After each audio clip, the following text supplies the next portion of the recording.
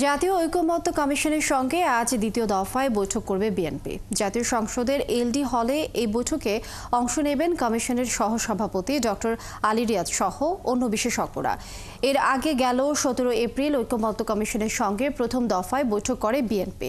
সেই বৈঠকে সংস্কার প্রস্তাবের সারসংক্ষেপ বা স্প্রেডশিটে হা বা না বোধক মন্তব্যের বিষয়টি বিভ্রান্তি তৈরি করেছে বলে অভিযোগ জানান বিএনপি নেতারা। তাদের মতে সংস্কার এত দীর্ঘ হওয়া উচিত নয়, যাতে জনগণের আগ্রহ নষ্ট হয়ে যায়। আর জাতীয় ঐকমত্য কমিশনের সহসভাপতি আলী রিয়াজ জানিয়েছেন, গণতন্ত্রকে স্থায়ী রূপ দিতে জাতীয় সনদ তৈরি করতে চায় সবাই। সংসদের এলডি হলে জাতীয় ঐকমত্য কমিশনের সঙ্গে বিএনপির বৈঠকের খবরাখবর রাখছেন সহকর্মী ফরহাদ ইবনে মালেক।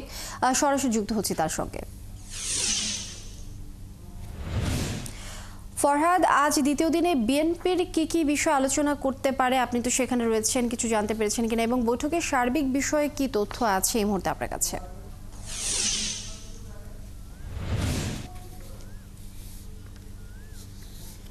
এখনো পর্যন্ত আমরা যতটুকু দেখতে পেরেছি, গত বৃহস্পতিবার বিএনপি দ্বিতীয় দফায় যখন এসেছিল তখন তারা 10:30 থেকে বৈঠক শুরু করে। 10:30টায় এলডি হলে ঐকমত্য কমিশনের সহসভাপতির নেতৃত্বে বাকি কমিশনের যে সদস্যরা ছিলেন তারা ছিলেন এবং বিএনপি 5 সদস্যের একটি প্রতিনিধি দল এখানে আসে সালাউদ্দিন আহমেদের নেতৃত্বে, যেখানে নজরুল ইসলাম খানও ছিলেন।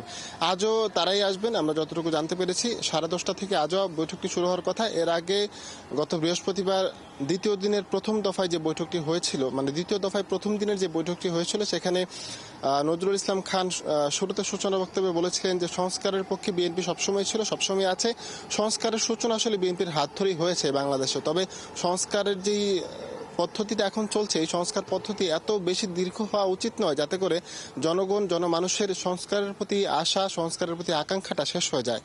আর ঐকমত্য কমিশনের সহসভাপতি আলী রিয়াজ বলেছেন যে সবগুলো দলের সাথে একটি সমন্বয় করে একটি সমঝোতার মাধ্যমে একটি জাতীয় সনদ প্রস্তুত করতে চায় তারা। তবে 5টি সংস্কার কমিশন যে স্প্রেডশিটের মাধ্যমে 166টি প্রস্তাবনা দিয়েছেন, সেটা নিয়ে একটা বিভ্রান্তির কথা বলেছে বিএনপি স্থায়ী কমিটির সদস্য সালাউদ্দিন আহমেদ আমাদেরকে জানিয়েছেন যে যেই স্প্রেডশিটে 166টি বিষয় তৈরি হয়েছে দেওয়া হয়েছিল, সেই বিষয়গুলোর মধ্যে অনেকগুলো ছিল হা বা না দিয়ে মন্তব্য করার জন্য, কিন্তু এর মধ্যেও ক খ গ খ দিয়ে আরও বেশ কিছু ধারা ছিল যেগুলো আসলে স্প্রেডশিটে উল্লেখ করা হয়নি, যে বিষয়গুলো একটি বিভ্রান্তি সৃষ্টি করে এবং হা বা না দিয়ে শুধুমাত্র মন্তব্য দেওয়াটাও একটা বিভ্রান্তি সৃষ্টি করে। তারা মনে করে যে এটা বিশদ মন্তব্য হওয়া উচিত। গত বৃহস্পতিবার 2টি সংস্কার কমিশনের বিষয়ে তারা মন্তব্য দিয়েছিল।